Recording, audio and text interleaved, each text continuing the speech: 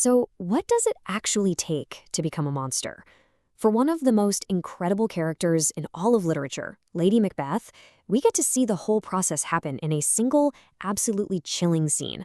Today, we're going to deconstruct her transformation in Act 1, Scene 5 to pinpoint that exact moment her ambition just catches fire. I mean, really think about it. It's a question that haunts so many of our favorite stories, right? How does a person cross that line? From just wanting something really badly to doing something truly horrible to get it. What does that actually look like up close? And this is the heart of it all. This is what we're digging into today. She basically decides that to get what she wants, she has to just throw away everything society expects from her as a woman, everything that makes her feminine. It's a shocking and honestly a pretty terrifying choice. But to really feel the weight of that choice, we got to understand the world she's living in. We're talking about a time with some seriously rigid rules for women. And these are the exact rules that Lady Macbeth is about to just smash to pieces. So in Jacobean England, the perfect woman was pretty much a checklist of qualities. She needed to be kind, gentle, a caring mother figure. She was supposed to be honest, emotional, and, this is the big one, completely obedient and subordinate to men. Her whole life, from her money to her social standing, was defined by them. That was the box. Yeah, as we're about to see, Lady Macbeth has zero interest in staying in that box. In fact, she's getting ready to light it on fire. So, what kicks off this whole rebellion? It all starts with a letter. Her husband, Macbeth, writes to her about the witch's prophecy, the one saying he's going to be king. And her reaction isn't just, oh, yay. No, it's an immediate ice-cold breakdown of her husband's biggest flaw. This is her instant diagnosis of him. She's worried that he's just too good, too decent to do what needs to be done. That milk of human kindness, which sounds like a compliment, right? To her, it's a critical weakness. So here's how she sees it in her head. She knows he's got ambition. Oh yeah, he wants that crown for sure. But what he's missing is what she calls the illness that should go with it. That little bit of wickedness, of cruelty that you need to actually commit murder. And this is her solution. If he doesn't have the guts for it, well, she'll provide them. This is such a powerful image. She's going to literally pour her own evil spirit, her words, into his ear and poison his mind until he acts.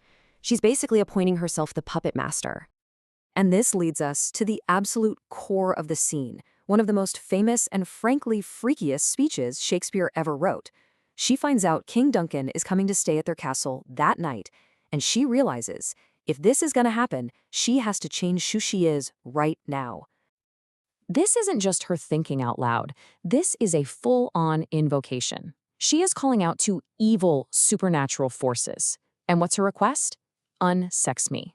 Strip away my gender. Take away all those feminine qualities like compassion and guilt that she thinks are making her weak. What's so scary is how methodical she is. It's like a dark recipe. Step 1, remove my gender. Step 2, thicken my blood so I can't feel pity. Step 3, completely block any feelings of remorse. And step 4, the most shocking one of all, take my milk, the very symbol of motherhood and life, and turn it into poison. And the words she picks are so specific. Gal isn't just a feeling of bitterness. It's a word for actual poison. And a pall, which she uses next, is a dark cloth you'd use to cover a coffin at a funeral. Her language is literally dripping with death. She uses that word pall to ask for the night to cover the castle in the dunnest smoke of hell so that no one, not even heaven, can peek in and see the horrible thing she's about to do. She wants total, complete darkness. But what's so fascinating is she's not alone in thinking this. Just one scene before, her husband, Macbeth, said almost the exact same thing. He also wanted darkness to hide his own ambition. This parallel just shows you how in sync their black and deep desires really are. They are true partners in crime.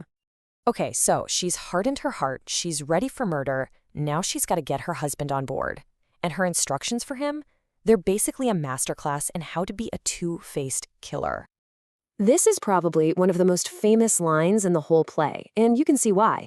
She's telling him to look harmless, welcoming, like a beautiful flower, but underneath, be the snake, ready to strike. It's the ultimate guide to betrayal. And for the audience back in Shakespeare's day, this serpent image was a huge deal. It would have immediately made them think of the story of Adam and Eve in the Garden of Eden. And in that story, who's the tempter? The serpent who convinces Eve to sin. Shakespeare is clearly setting Lady Macbeth up in that role, as the one tempting her husband toward eternal damnation. So after all of this, the manipulation, the dark spells, the meticulous planning, it really forces us to ask a big question about this couple. Who is actually running the show here? Is it Macbeth? The guy who's the famous soldier, the one who's actually going to hold the dagger? Or is it the person pulling the strings from behind the curtain? And who's more dangerous, really? The person who commits the act, or the person with the chillingly brilliant mind to plan it all out? I mean, who is bending who to their will? By the end of this one scene, the answer seems pretty obvious and pretty terrifying. And that, right there, is one of the biggest themes of the entire play. Power in this world doesn't come from being a lord or a general. It comes from having the raw, ruthless willpower to do whatever it takes to get what you want. So I'll leave you with this to chew on.